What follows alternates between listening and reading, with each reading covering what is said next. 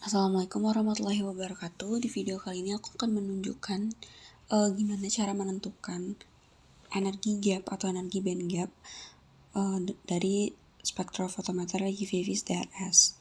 Pertama-tama, energi gap atau energi band gap itu merupakan celah energi yang terdapat di antara pita valensi yang bermuatan elektron dengan pita konduksi yang tidak bermuatan elektron. Nah, pada 3 jenis material, energi band gap ini tuh bisa berbeda. Contohnya, pada material konduktor, energi gap ini tuh tidak ada karena pita valensi dan pita konduksinya itu overlapping gitu, sehingga elektron ini bisa dengan bebas berpindah tanpa memerlukan energi. Untuk di material semikonduktor, terdapat sedikit celah sehingga besar energi band gapnya itu sekitar 0,5 sampai 3 elektron volt. Nah, untuk material isolator sendiri itu memiliki energi gap yang cukup jauh sehingga menghambat elektron untuk bereksitasi dari pita valensi ke pita konduksi, sehingga besar energi band gapnya itu lebih tinggi daripada material semikonduktor. Nah, sebelum ke perhitungan, di sini ada konstanta untuk menghitung energi gapnya, yaitu 1240 elektron volt nanometer per lambda.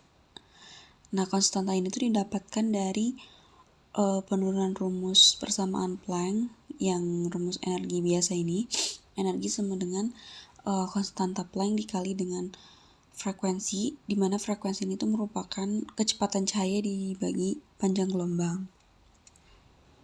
Nah, seperti yang kita tahu, konstanta itu sudah tetapan seperti ini dengan satuan Planck itu joule second dan kecepatan cahaya itu meter per second. Hasil operasi dari sini itu adalah sekian dibagi dengan panjang gelombang. Nah, karena kita akan mengubah satuan joule ini menjadi elektron volt, jadi 1 elektron volt itu sama dengan 1602 dikali 10 pangkat min 19 joule. Jadi hasil dari persamaan tadi kita ubah dengan cara dibagi 1602 dikali 10 pangkat min 19 joule sini, dan dihasilkan ini. Dalam satuan elektron volt, dan panjangnya masih dalam meter. Selanjutnya kita akan ubah elektron volt dalam meter ini ke nanometer, karena biasanya panjang gelombang itu satuannya adalah nanometer. 1 meter itu sama dengan 10 pangkat 9 nanometer. Jadi 1240 dikali 10 pangkat min 9 elektron volt meter ini dibagi nanti 10 per 9. Jadi kan nanti habis ya 10 pangkat min 9 dengan 10 pangkat 9 ya. Sisanya adalah 1240 elektron volt nanometer per lambda atau panjang gelombang. Nah, di sini aku udah punya data panjang gelombang juga dan persen reflektansinya. Energi gapnya ini tuh merupakan perhitungan dari konstanta dibagi dengan panjang gelombang. Ini tinggal diklik 2 kali, kita udah dapat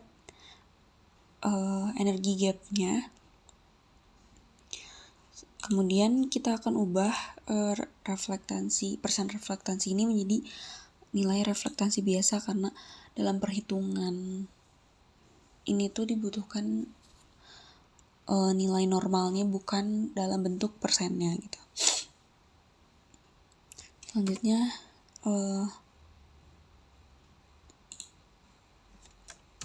kita bagi saja dengan 100.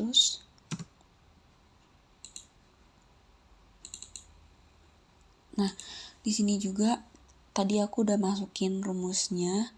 Untuk koefisien K ini adalah 1 dikurangi dengan reflektansi normal yang bukan persentase dan dikuadratkan. Itu hasilnya adalah sekian. Untuk S-nya juga merupakan 2 dikali dengan reflektansi normal, yaitu dihasilkan sekian. Diklik 2 kali aja. Untuk fungsi Kubel-Kamangnya itu merupakan koefisien K dibagi dengan koefisien S, itu dimana koefisien K ini merupakan koefisien serapan atau absorpsi dan S ini adalah hamburan cahaya. Ini sudah didapatkan segini, kita klik 2 kali aja. Dan terakhir,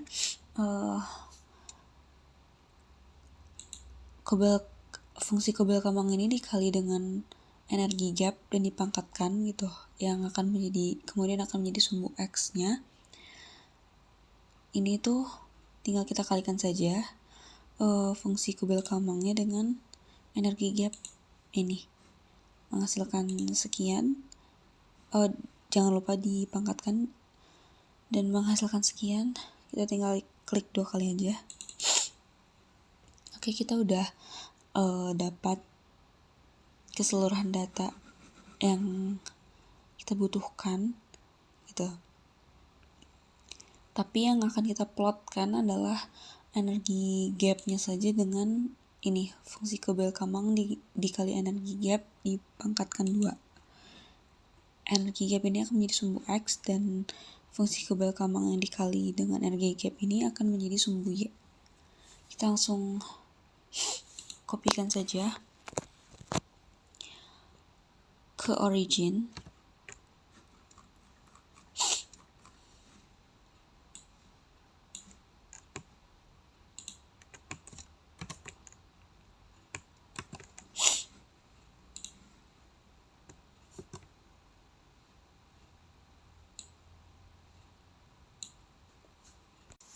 Oke, jadi data untuk sumbu X dan sumbu Y-nya sudah dipindahkan ke origin. Selanjutnya kita akan plotting.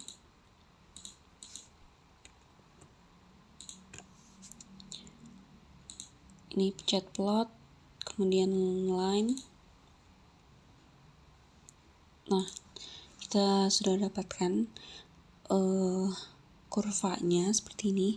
Tapi kita akan set scale dulu sumbu Y-nya dari 0. Nah,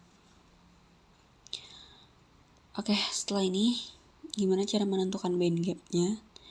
Sebenarnya gampang, kita tinggal lihat bagian linear dari kurva ini dan kemudian tarik lurus memotong sumbu X. Nah, kemudian di sumbu X itu yang merupakan energi gap-nya gitu, celah energi yang terdapat pada material ini gitu. Nah, sebelumnya kenapa harus di set jadi 0? Karena untuk menghindari interferensi nilai Y-nya pada penentuan energi gap-nya ini, karena seperti rumus linear itu Y sama dengan MX plus C gitu kan. Nah, kalau Y-nya ini tuh bernilai, maka akan mempengaruhi dari nilai X-nya. Jadi kita harus nolkan agar tidak ada interferensi nilai untuk penentuan energi gap di sumbu X ini. Kita bisa zoom dulu. Nah, kita bisa pakai linear dari sini untuk memotong sumbu X.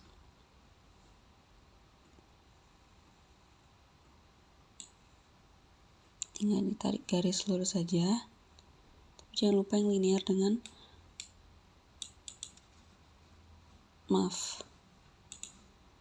Kita ulang ya. Tarik garis lurus tapi linear dengan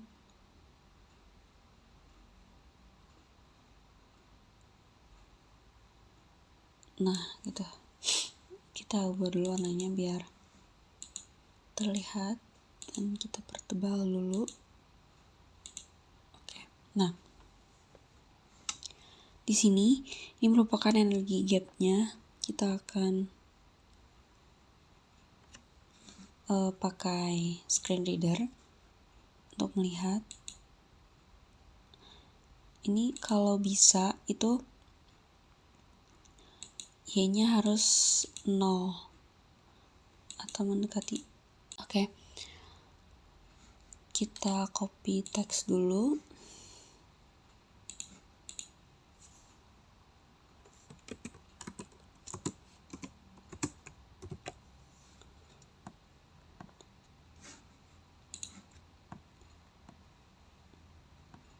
Kita hapus saja Y-nya karena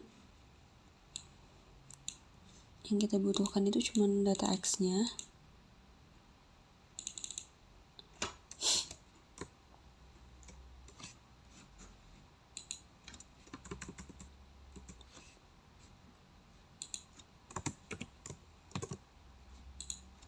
Oke.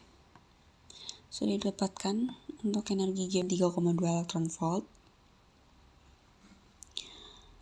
Kita beri penjelasan di sini. Ini adalah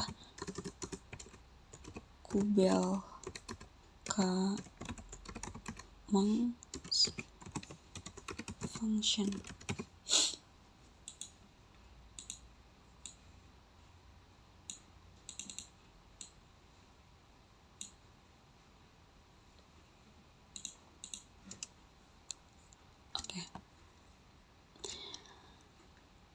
Oke, mungkin cukup sekian sharing dari aku gimana cara nentuin energi gap pada spektrofotometri VIS DRS. Semoga videonya bermanfaat. Wassalamualaikum warahmatullahi wabarakatuh.